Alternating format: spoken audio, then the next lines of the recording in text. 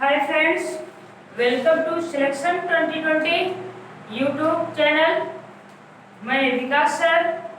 आज हम आपको पढ़ाने वाले हैं मित्रों अध्याय 6 का भाग 6, जो आप 5 भाग पढ़ चुके हैं मित्रों। ठीक है, तो आज हम पढ़ने वाले हैं भाग 6 के बारे में। तो इसमें आपको बताएं, आज हम पढ़ाएंगे यूकैरियोटिक और प्रोकैरियोटिक कोश का डीएनए में अंतर और आरएनए और डीएनए में अंतर। ठीक है मित्रों, ये मेरा आप लोगों का मोस्ट इम्पोर्टेंट टॉपिक है, इसे पढ़ना जरूरी है मित्रों। तो जो लोग वीडियो को देख रहे हैं वो पहले लाइक कर लीजिए, ठीक मित्रों, और वीडियो को शेयर कीजिए। चलिए चलते हैं अपने क्लास की ओर।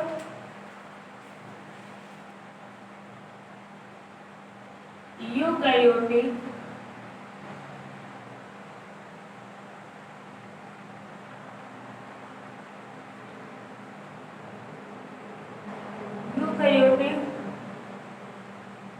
व प्रोकैरियोटिक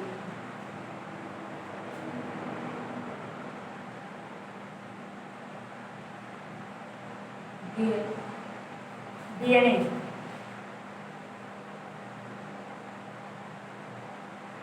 में अंतर। देखिए मित्रों, आपको हम प्रोकैरियोटिक और यूकैरियोटिक कोश का बता चुके हैं और इसमें मित्रों हम आपको अंतर भी बता चुके हैं। आज हम देखेंगे अंतर। ठीक मित्रों, तो ये हमारा रहेगा यूकैरियोटिक अंतर। ठीक है,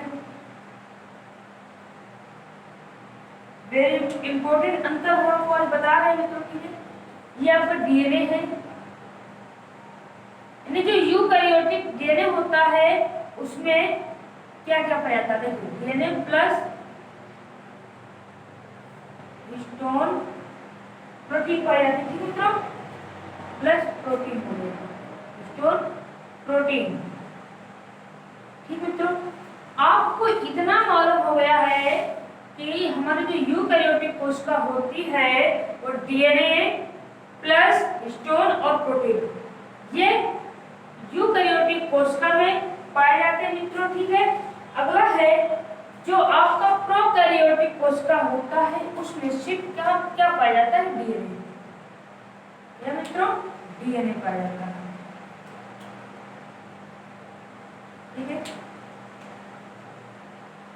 आपको ऐसे लिखना जैसे हम आपको बता रहे हैं, डीएनए पाया जाता है। ठीक मित्रों, पाया जाता है, इतना आपको कंफर्म हो गया। अब अगला है डीएनए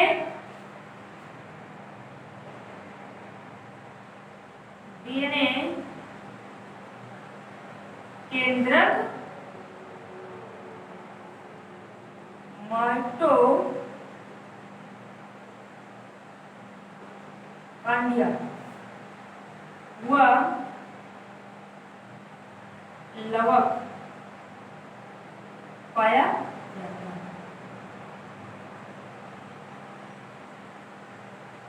ठीक मित्रों, तो इतना आपको कंफर्म हो गया लवक में पाया। इतने चीजों में देखिए, जो यूकैरियोटिक कोशिका होती है वो डीएनए केंद्रक, जो दूसरा नियम है डीएनए केंद्रक माइटोकॉन्ड्रिया व लवक में पाया जाता है। इतना आपको ध्यान रखना मित्रों। अब आपको प्रोकैरियोटिक याद रखना है। ठीक है, अब ये कह रहा है प्रोकैरियोटिक कोशिका। देखिए, आप प्रोकैरियोटिक कोशिका, जो प्रोकैरियोटिक कोशिका होती है वो डीएनए कहाँ पे पाया जाता है, केंद्र कोशिका द्रव में। ये कोशिका द्रव में पाया जाता है।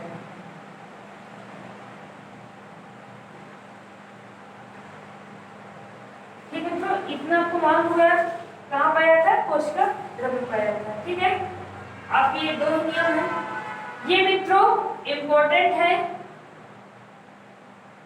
ठीक है, तो इस ये अंतर है आपके दो, ये हर जगह पूछे जाएंगे, चाहे वो यूपी बोर्ड का हो, चाहे वो अदर एग्जाम कंपटीशन हो। ठीक मित्रों, तो इतना आपको मालूम हो गया। प्रोकैरियोटिक कोशिका जो होती है वो, जो प्रोकैरियोटिक और यूकैरियोटिक में अंतर है, देखिए प्रोकैरियोटिक कोशिका में डीएनए हिस्टोन प्रोटीन पाया जाता है और यूकैरियोटिक कोशिका में डीएनए हिस्टोन प्रोटीन पाया जाता है और प्रोकैरियोटिक डीएनए में डीएनए शीट पाया जाता है। इतना मालूम हो गया। अब ये कह रहा है डीएनए केंद्रक माइटोकॉन्ड्रिया व लवक में पाया जाता है। जो यूकैरियोटिक कोशिका है, यूकैरियोटिक कोशिका के अंदर डीएनए केंद्रक आपको बता चुके हैं, ये आपका केंद्र होता है और डीएनए यही पाया जाता है। ठीक है मित्रों, ये आपको बताए थे डीएनए के बारे में। तो ये यूकैरियोटिक आपको हो गया। अब जो प्रोकैरियोटिक डीएनए होता है, वो डीएनए जो पाया जाता है प्रोकैरियोटिक में, वो कोशिका द्रव्य में पाया जाता है।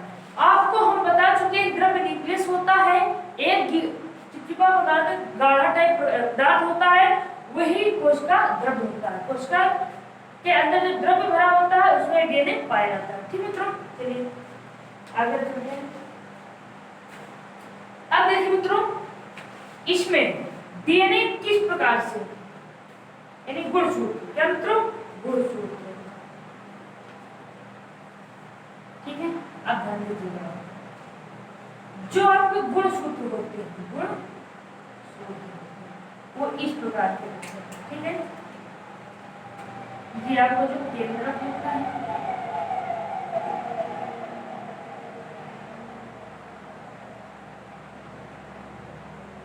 मित्रों आपको जो गुणसूत्र होते हैं वो इस प्रकार से भरे होते हैं, इस प्रकार से ड्रॉ होते हैं।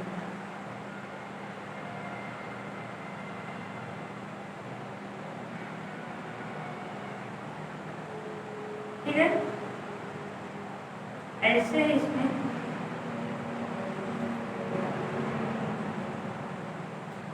ये आपको कंफर्म हो गया।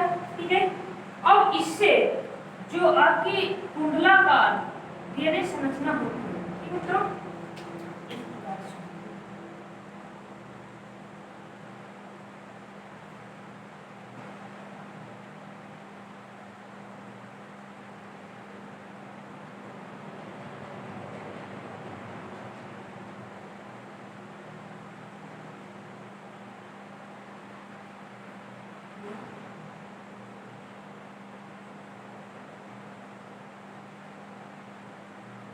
ठीक है,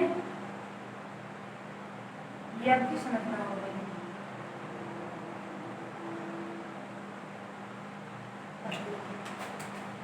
इसी प्रकार से ये आपके ऐसे क्या होते हैं, नाइट्रोजन बेस होते हैं, जो कि वो प्रोटीन से बने होते हैं। ठीक है, इसे एडेनिन, थाइमिन, ग्वानिन, साइटोसिन, ये सब इसमें पाए जाते हैं। अब मित्रों, इससे जो आपकी जो गुच्छाकार डीएनए होती है, क्या गुच्छाकार। ठीक है,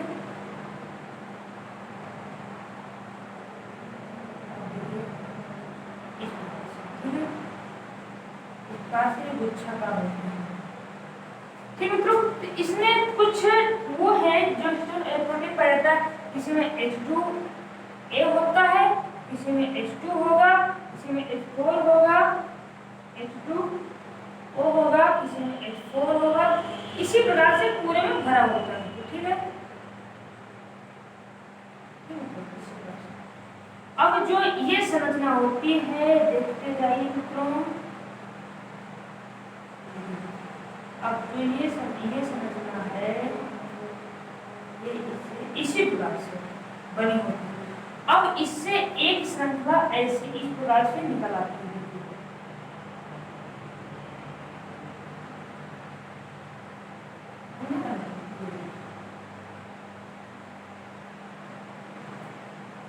देखते जाइए, ऐसी एक श्रृंखला साइड में फिर बन जाती है। ठीक है, इसी प्रकार की श्रेणी है। ये धागे में संरचना होती है, ये कसी होती है। क्या होती है? कसी होती है। जिस प्रकार से मित्रों आप एक बॉल ले लीजिए और बॉल को धागे से बांध लीजिए। ठीक है, तो वैसे ही जो डीएनए होते हैं वो कुंडलाकार होते हैं। क्या होते हैं? कुंडलाकारी हो गए और ये गुच्छित हो गए, गुच्छे के भाग। ठीक है मित्रों, तो इतना आपको कंफर्म हुआ मित्रों। ठीक है, अब ये गुणसूत्र किसके बने होते हैं आपको अभी बताया है, ठीक है। डीएनए, हिस्टोन और प्रोटीन, डीएनए, हिस्टोन, प्रोटीन की ये बने होते हैं। जो मित्रों इनकी संरचना होती है कहां से कहां तक,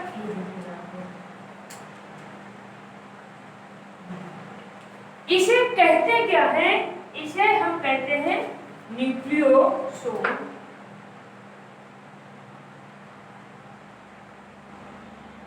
न्यूक्लियोसोम, ठीक है मित्रों, ये आपके होते हैं न्यूक्लियोसोम।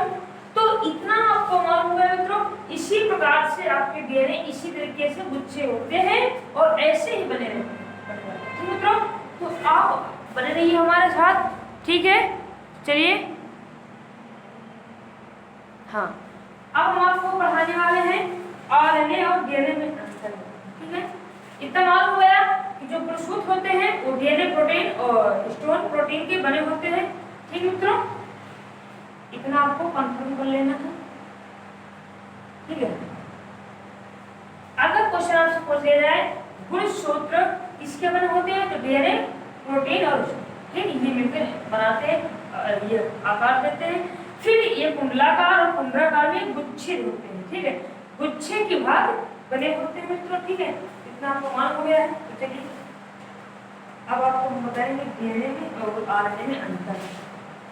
समझा नहीं मित्रों, इसे आप इसमें छोड़ जरूर ले लीजिएगा। चलिए, इतना आपको मालूम हो गया है। अब डीएनए और आरएनए में अंतर पढ़ लेंगे, ठीक है। ये भी मोस्ट इंपॉर्टेंट है, वही हम अंतर आपको बताएंगे। डीएनए व आरएनए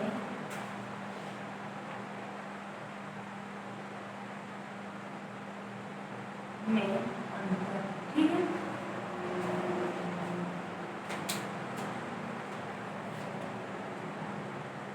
आप डीएनए के अंतर इधर पढ़ लेंगे और आरएनए के अंतर इधर पढ़ लेंगे।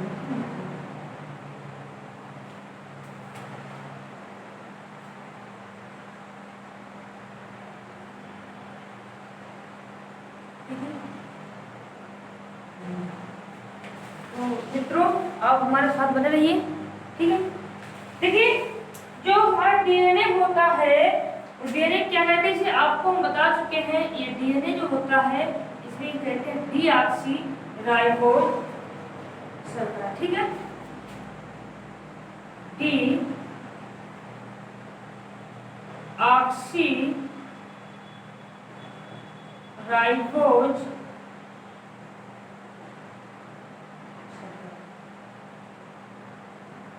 ये डीऑक्सीराइबोज शर्करा होती है और इधर आरएनए में देखिएगा, आरएनए, ये आरएनए इसे राइबोज शर्करा, ठीक है। आरएनए में राइबोज शर्करा पाई जाती है और डीएनए में डीऑक्सीराइबोज शर्करा पाई जाती है। इतना मित्रों आपको मालूम हो गया, ठीक है। अब देखिए दूसरा नियम, आपको हम कुछ सिंपल बताए थे, प्यूरिन बेस, ठीक है। एडेनिन, ग्वानिन, थायमिन, साइटोसिन आपको बताए थे प्रिमिडिन और प्यूरिन बेस, ठीक है। तो देखिए डीएनए में हम आपको बताए थे आपको एडेनिन उपस्थित होता है, थायमिन उपस्थित होता है, साइटोसिन उपस्थित होता है, ठीक है। एडेनिन, थायमिन, ग्वानिन और साइटोसिन, इतना मित्रों आपको मालूम हो गया है, ठीक है। और इधर जो उपस्थित होता है क्या होता है,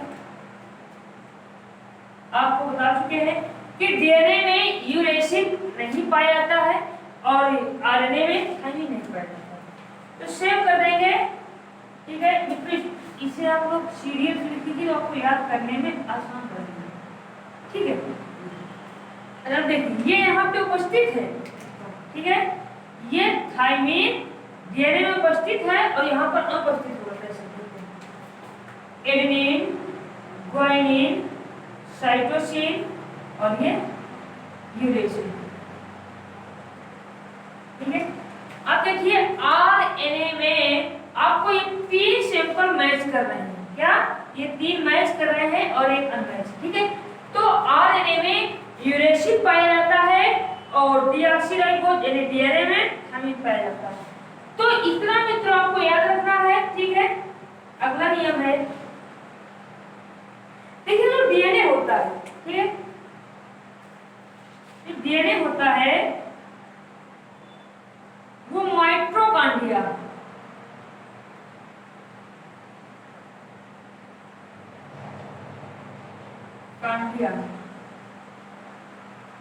ठीक मित्रों, माइटोकॉन्ड्रिया वह केंद्र उसमें लवक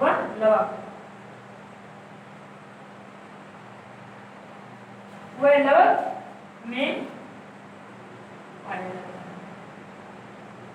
वह लवक पाया जाता है। इतनी चीजें डीएनए में अंतर होता है, ठीक है। और इसमें क्या होता है, सिर्फ डीएनए उपस्थित होता है। क्या होता है, जो डीएनए जो आरएनए होता है, यानी डीएनए में देखिए इतनी चीजें उपस्थित होती है। जो आरएनए होता है उसमें सिर्फ कोशिका द्रव्य होता है। क्या, कोशिका द्रव्य,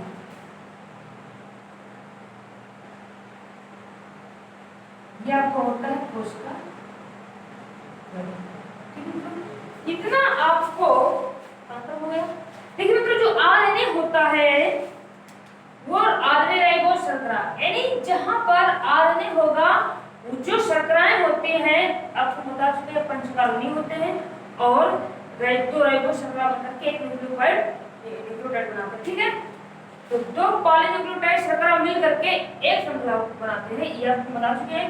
ये राइबोज शर्करा है, इसमें आरएनए में एडेनिन, गुआनिन, साइटोसिन, यूरेसिल पाया जाता है। यह कोशिका द्रव्य में उपस्थित होता है, ठीक है। ये करेगा। और जो डीएनए है डीऑक्सीराइबोज शर्करा होती है, जहां पे डीएनए हो उसे डीऑक्सीराइबोज शर्करा लिखेंगे, जहां पे आरएनए हो तो उसे राइबोज शर्करा लिखेंगे, ठीक है। और डीएनए में जो प्यूरिन बेस होते हैं, क्षारीय नाइट्रोजनी base, adenine, guanine, cytosine, thymine, इतना आपको कंफर्म हो गया तो ठीक है। चलिए अब चलते हैं आगे की ओर। अब हम आपको बताएंगे डीएनए प्रतिलिपिकरण, ठीक है। इंपॉर्टेंट है आपके नियम जो अंतर बता रहे हैं मित्रों। अंतर तो बहुत है, ये अंतर ऐसे हैं जो अंतर आप ये लिख देंगे मित्रों तो नंबर आपके नहीं कर पाएंगे, ठीक है। तो इतना जरूर ध्यान रखिएगा। अब हम आपको बताने वाले हैं डीएनए प्रतिलिपिकरण,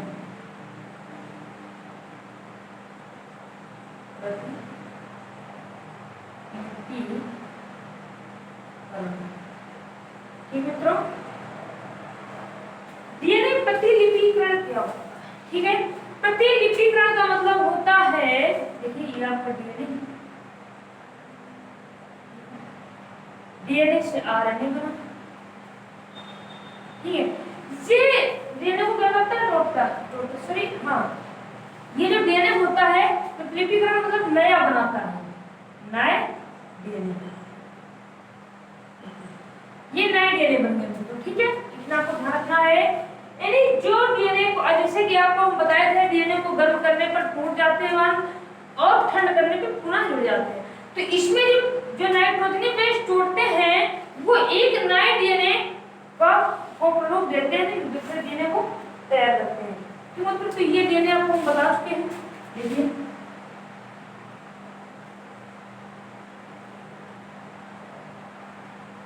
ये आपकी ये डीएनए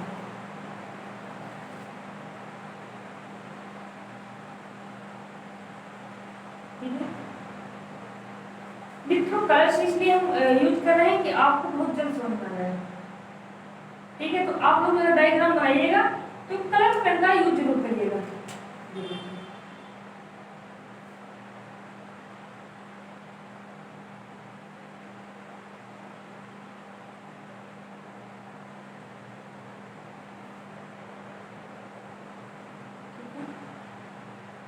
अब देखिए आपको बताए थे एडेनिन और ये थायमिन हो गए, ठीक है। क्या इधर थायमिन जो थायमिन, इधर थायमिन, इधर एडेनिन, इधर गुआनिन, इधर साइटोसिन, इधर ग्वानिन, फिर इधर एडेनिन, फिर एडेनिन से थाइमिन और थाइमिन से एडेनिन, ग्वानिन, ग्वानिन से साइटोसिन, साइटोसिन से ग्वानिन। ठीक है मित्रों, तो ये नियम आपको मालूम हो चुके हैं। जब ये बांध टूटते हैं, ठीक है, जब एक कुंडलाकारी से अलग करते हैं तो ये हमारी संरचना इस प्रकार से कंप्लीट होती है। आप ध्यान दीजिए,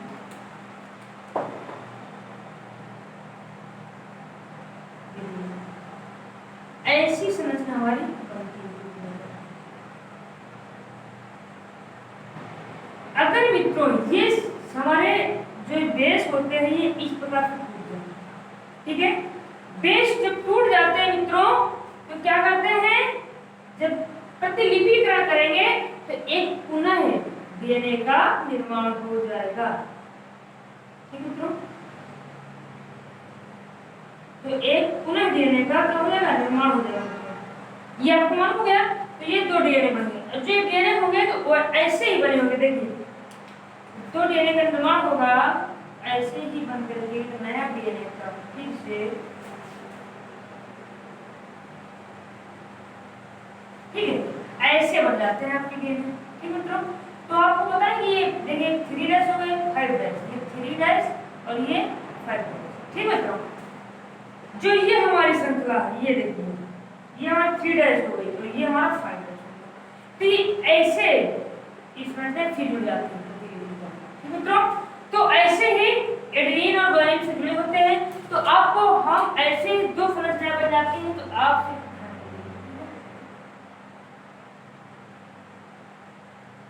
ऐसे दो संरचनाएं जुड़ जाती हैं, दो संरचनाएं बन जाती हैं। ठीक मित्रों, तो सेम कॉपी हो जाएगी। तो अब देखिए इसकी क्रिया विधि पढ़ेंगे। क्या क्रिया, देखिए क्रिया विधि में जो इसका जो क्रिया विधि इसमें एंजाइम है, कुछ क्या एंजाइम,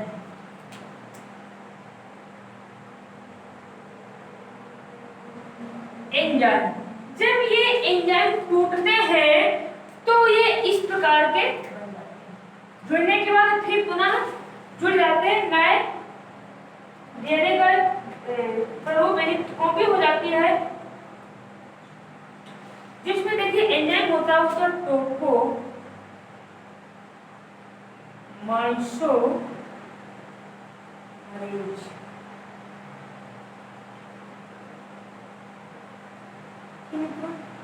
ये आपके एंजाइम है। ये टोपोमाइसो मरेज एंजाइम होता है, ये डीएनए होता, ठीक, एक एंजाइम आपका होगा हेलिकेज। ठीक है, हेलिकेज डीएनए पॉलीमरेज।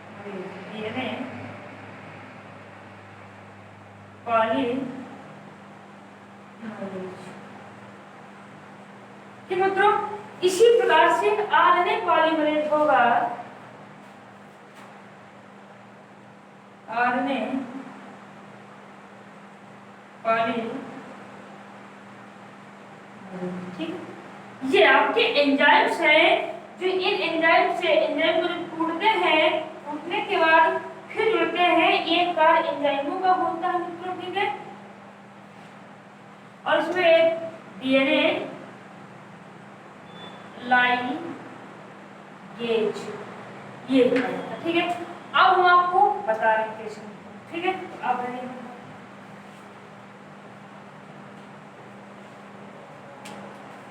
देखिए जिस प्रकार से इसमें एक बांध, कोई भी बांध ले लीजिएगा, एक बांध जब ये टूटेगा, ये माना जब एक बांध टूटता है,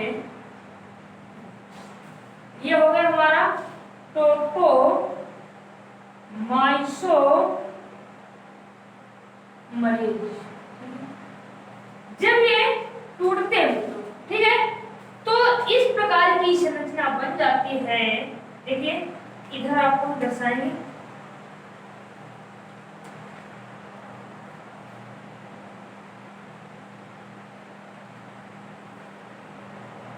ये देखिए, ठीक है, ये संरचना हमारी कंप्लीट हो जाएगी इस प्रकार से।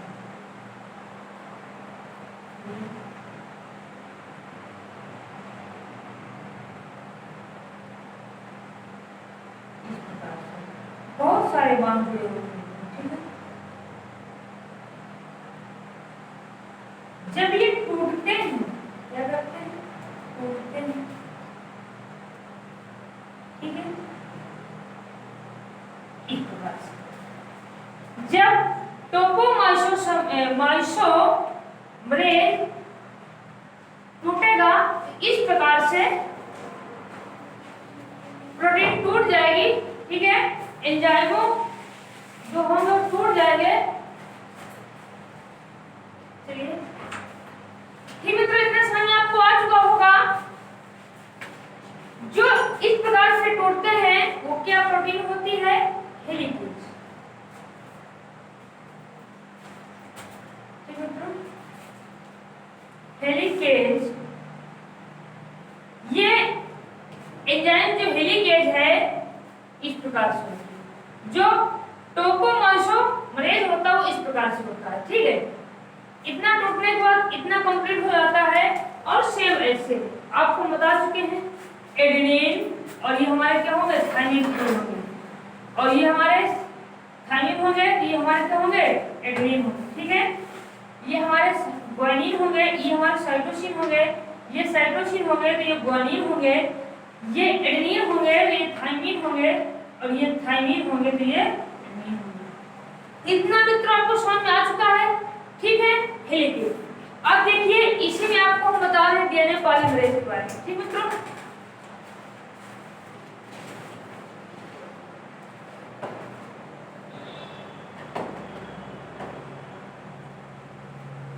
ठीक है, चलिए इतना मित्रों आपको समझ में आ चुका होगा।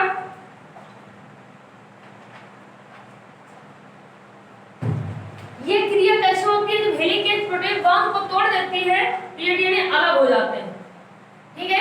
जब ये श्रृंखला अलग हो जाएगी तो एक नए डीएनए की संरचना कंप्लीट हो जाएगी मित्रों, ठीक है। इतना आपको कंप्लीट हो चुका है। अब आपको हम आगे क्यों ले चलेंगे, देखिए जो हमारे आरएनए डीएनए होते हैं आपको बताएं कैसे जुड़ते हैं, जो कि दूसरी श्रृंखला कंप्लीट होती है। तो चलिए आप करिए हमारे साथ। इतना मित्रों आपको समझ आ चुका होगा, ठीक है। अब हम देखेंगे इसी की जो कॉपी होगी वो कैसे होगी, ठीक है। अब देखिए आपको हम बताएं एडेनिन बराबर थाइमिन, ठीक है। तो हमारा हो जाएगा थाइमिन। ये जब पूरा था तो एडेनिन और थाइमिन थे, और जब ये टूट गए तो ये नीचे हमारा थाइमिन हो जाएगा, और ये हमारे यहाँ पे क्या हो जाएगा, एडेनिन। आज मित्रों गौर से देखिए, बस चुटकी बजाइए और तुरंत पूरा डायग्राम बदल जाएगा, ठीक है। अब देखिए यहाँ पे साइटोसिन, यहाँ पे ग्वानिन, यहाँ पे एडेनिन, यहाँ पे थाइमिन, ठीक है। तो ये आपकी श्रृंखला कंप्लीट हो गई मित्रों, ठीक है। ये हो गया 3 डैश और ये हो गया 5 डैश, ये आ जाएगा हमारा 3 डैश और ये हो जाएगा हमारा 5 डैश, कैसे, ठीक है। ये हमारी श्रृंखला ऐसे घूम के आ जाएगी और ये श्रृंखला घूम के ऊपर चली जाएगी। इतना कंप्लीट हो गया मित्रों। अगर ऐसे ना समझ में आए तो आप नीचे ऊपर इसको कर सकते हैं, ठीक है। मतलब समझ में आ गया तो आप हम चाहेंगे कि आपको ये भी डायग्राम समझ में आ गया होगा। 1 मिनट लगेगा मित्रों, देखिए कैसे आता है। एडेनिन बराबर थाइमिन डबल बॉन्ड से जुड़े होते हैं। एडेनिन डबल बॉन्ड थाइमिन और थाइमिन डबल बॉन्ड एडेनिन, ये हमारे आ जाएंगे ग्वानिन, यहाँ पे ट्रिपल बॉन्ड होंगे, और साइटोसिन, ये हमारा साइटोसिन ऊपर आ जाएगा तो नीचे हमारा ग्वानिन, ठीक है मित्रों। आपको समझ आ रहा है, ये हमारा एडेनिन आ जाएगा डबल बॉन्ड के साथ, तो ये हमारा थाइमिन नीचे हो जाएगा, और ये एडेनिन के साथ थाइमिन जुड़ेगा डबल बॉन्ड के साथ, ठीक है। तो इतना मित्रों आपको समझ में आ चुका होगा। सिर्फ चुटकी बजा करके आप पूरा डायग्राम को हल कर सकते हैं, पूरा टॉपिक आपको समझ में आ जाएगा मित्रों। जब ऐसी श्रृंखला बनती है तो देखिए किस प्रकार से दूसरी श्रृंखला हमारी कंप्लीट हो जाएगी। तो मित्रों हम आपको बताए हैं डबल बॉन्ड कैसे जुड़ते हैं, ठीक है। ये हमारे हो गए एडेनिन डबल बॉन्ड थाइमिन, समझ आ रहा। ये एडेनिन थाइमिन जुड़ेगा, थाइमिन एडेनिन के साथ जुड़ेगा, और ये हमारा ग्वानिन है, ये हमारे ट्रिपल बॉन्ड हो गया, ये साइटोसिन। मित्रों आपको होता है डायग्राम। तो चलिए बांधों को तोड़ करके जब डबल बनते हैं तो आगे देखते हैं कैसे बनते हैं। चलिए आपको हम इसकी कॉपी इधर करके बता रहे हैं, ठीक है।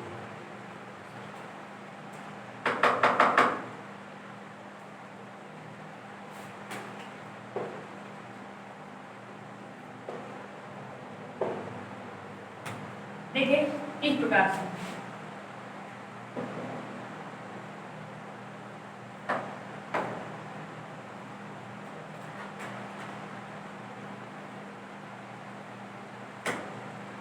इसमें मित्रों कुछ पेरेंट्स के डीएनए होंगे, यानी जो पुराने डीएनए थे, अब वो नए डीएनए का निर्माण करेंगे ना मित्रों। देखिए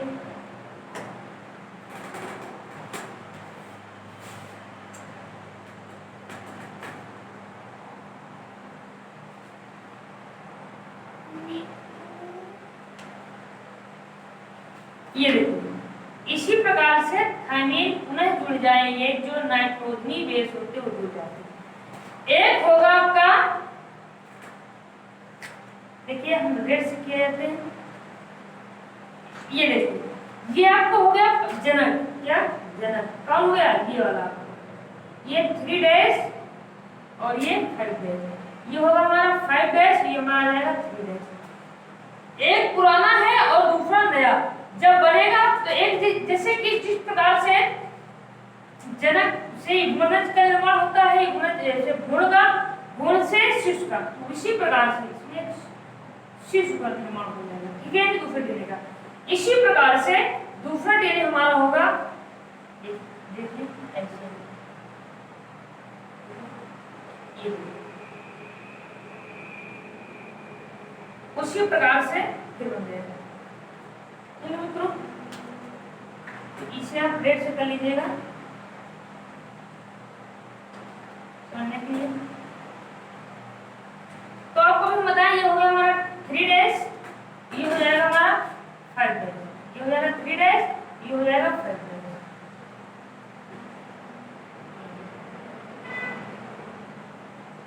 ठीक है। तो ये आपका कंप्लीट हो गया है। तो जैसे में सूत्र इसका हो जाएगा हमारा जनक का जो हो जाएगा 3 डैश और हमारा क्या हो जाएगा 5 डैश, और जो शिशु का होगा वो हो जाएगा 5 डैश और ये 3 डैश। इतना मतलब समझ में आ गया, ठीक है। चलते हैं आगे की ओर। तो इतना मित्रों आपको इसके बारे में समझ में आ गया।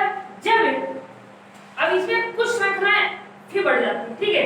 हाँ तो अभी आपको बताए थे डीएनए लाइगेज जो होता है वो किस प्रकार से बनता है, ठीक मित्रों। इसमें जो इसकी कुछ श्रृंखलाएं करके अलग हो जाती है, इस प्रकार से बन जाती है, ठीक मित्रों। ये जो एंजाइम होते हैं वो क्या कहलाते हैं, डीएनए लाइगेज, डीएनए लाइगेज, ठीक मित्रों। ये आपको मालूम हो गया है। अब देखिए जो इधर डीएनए बनते हैं वो डीएनए पॉलीमरेज बन जाते हैं, क्या डीएनए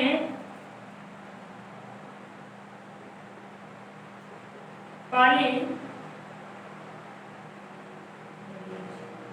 ये सारे एंजाइम हैं मित्रों, ठीक है,